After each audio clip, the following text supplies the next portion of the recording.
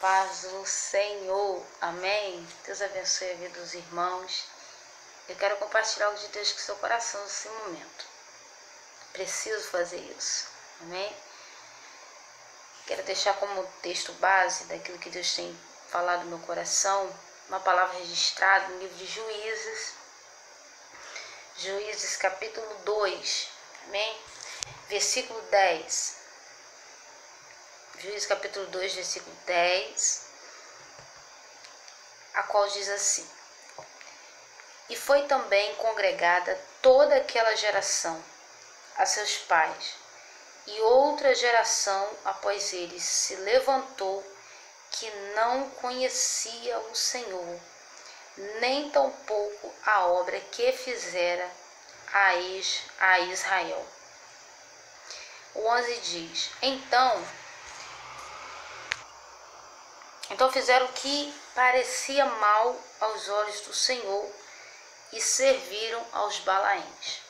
Bom, esse é um texto muito importante, muito lindo, né? Muito esclarecedor, e vai nos relatar um momento após a morte de Josué. O que me chama a atenção nesse texto, irmãos, e eu quero compartilhar como texto base, porque esse tem sido o texto que Deus tem falado no meu coração, né, concernente o evangelismo infantil. Algo me chama a atenção quando diz aqui que após a morte de Josué, o povo começa a fazer novamente o que era mal, o que havia sido estabelecido e ensinado para eles que eles não deveriam fazer. E essa situação ela vai intensificar-se a partir do momento que vai surgindo a nova geração e que os que agora surgem não conhecem a palavra, o mandamento e os feitos do Senhor ao povo israelita. Isso vai favorecer para que aquele povo siga caminhos diferentes do que Deus havia estabelecido para eles. Eu trago esse texto como base para falar um pouco sobre a responsabilidade da igreja. Responsabilidade da igreja de trabalhar, de ensinar as crianças os caminhos do Senhor, de ensinar a nova geração os caminhos do Senhor. E quando eu sou levada a pensar o que é ensinar uma criança os caminhos do Senhor, isso é um contexto muito amplo, mas eu penso, e por meio das experiências que a gente tem tido, a gente chega à conclusão de que ensinar uma criança os caminhos do Senhor está muito além de levá-la a uma igreja, de levá-la a um culto, de obrigá-la, ou de dizer, você tem que ficar na igreja, você tem que ir porque eu vou. Na verdade, o que nós precisamos é trabalhar, é buscar em Deus meios, estratégias, para que nós possamos ensinar essas crianças o porquê elas vão à igreja, ou o porquê nós vamos à igreja, o porquê servimos ao Deus de Israel, o porquê adoramos ao Senhor, o porquê cantamos na igreja, porquê glorificamos, porquê lemos a Bíblia. Isso é muito mais do que levá-la. Isso é muito mais do que ir ao culto e deixar o seu filho em casa e só orar por ele. Nós vemos aqui uma responsabilidade que está sobre nós, a responsabilidade de ensinar os caminhos do Senhor. Só que, para além de uma responsabilidade de ensinar aquilo que é espiritual, aquilo que é bíblico, nós também temos uma responsabilidade de cuidar de áreas que envolvam a vida dessa criança.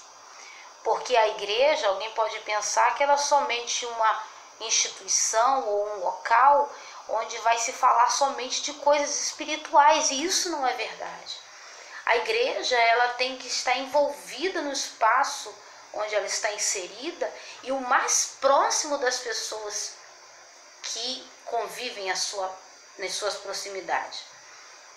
A igreja precisa estar envolvida na necessidade das famílias que estão ao redor. Por quê?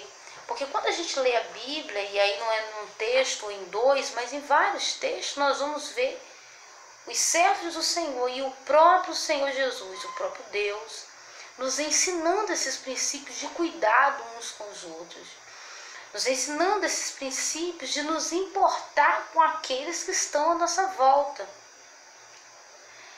A Bíblia vai dizer, né, naquele texto muito conhecido que nós conhecemos da multiplicação dos pães, que as pessoas estavam com Jesus há 3 dias ouvindo a sua palavra. E aí, de repente, o Senhor fala assim, dê comida para esse povo, né? Fala para os discípulos, para que as pessoas possam se alimentar. Nós vemos aí, irmãos, que existe uma preocupação de Deus com as pessoas. Mateus escreveu sobre isso, Mateus 14, Lucas, João e Marcos falaram dessa multiplicação dos pães, e nós conhecemos bem. Mas o que me chama a atenção, e eu compartilho com os irmãos, é que nessa passagem, assim como em outros, o Senhor Jesus ele vai mostrar o cuidado dele para com as pessoas. Alguém pode pensar que servir a Deus ou que fazer a obra de Deus é algo somente relacionado ao espiritual. Então eu vou à igreja, eu canto, eu prego, eu sou do manto, eu sou muito abençoada, muito abençoado, eu vou para um lado e para o outro, eu sou muito conhecido, eu sou muito famoso e só isso, eu sou muito cheio de poder. Mas não é isso somente, isso compõe, isso faz parte. Mas nós aprendemos com o nosso mestre é o Senhor Jesus Cristo, que nós precisamos socorrer uns aos outros na sua necessidade. A igreja, quando ela se afasta ou quando ela se fecha dentro de 4 paredes, ela perde a sua função.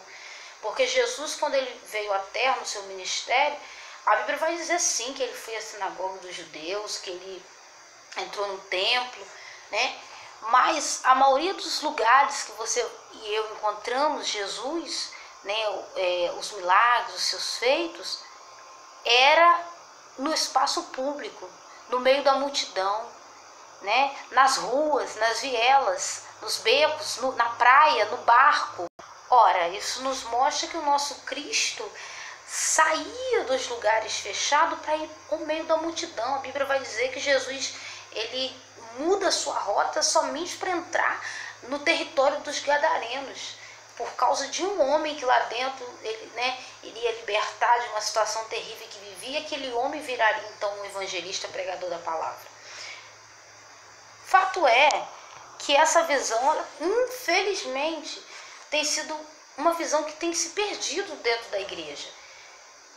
E aí eu não aponto o ministério A ou B, crente A ou B, mas a igreja como um todo, né? Mas eu gostaria de compartilhar com os irmãos a necessidade de nós termos essa visão.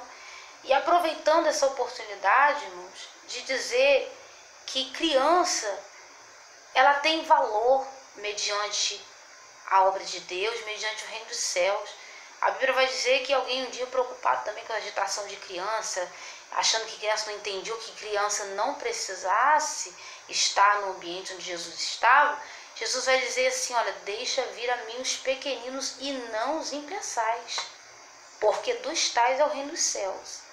Então, nós precisamos ter esse olhar, nós precisamos trabalhar isso, nós precisamos começar a nos dedicar mais à geração futura, à geração que está surgindo, né? Nós precisamos começar a acolher essas crianças, e aí não importa quem é essa criança, não importa se ela é de uma família evangélica, se ela é de uma família não evangélica, não importa se na casa dela existem pessoas que são presas nos vícios, não importa, né, se na casa dela a situação está complicada, não importa se ela tem algum tipo de transtorno, né, psicológico, se ela tem alguma dificuldade, se ela é uma criança especial, se ela é imperativa, se ela é autista, se ela é deficiente físico, visual, auditivo. O que vai importar nesse momento é que nós precisamos agregá-las, amém? E ensinar a palavra do Senhor. Para quê? Para que não ocorra de que ela cresça sem conhecer, né? Sem ter alguma experiência com Deus. Alguém pode banalizar e dizer, é só uma criança. Eu venho dizer, não é só criança. Nós precisamos começar a olhar como futuros trabalhadores da seara do Senhor. Futuro não, presente.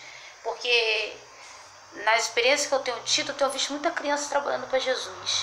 Isso é uma realidade, né?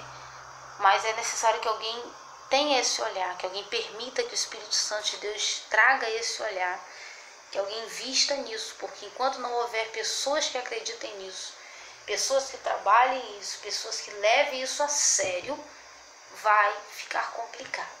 E nós corremos sério risco que isso venha acontecer, uma geração surgindo que não conheça Deus, uma geração abraçando o pecado, achando que o pecado é normal, uma geração que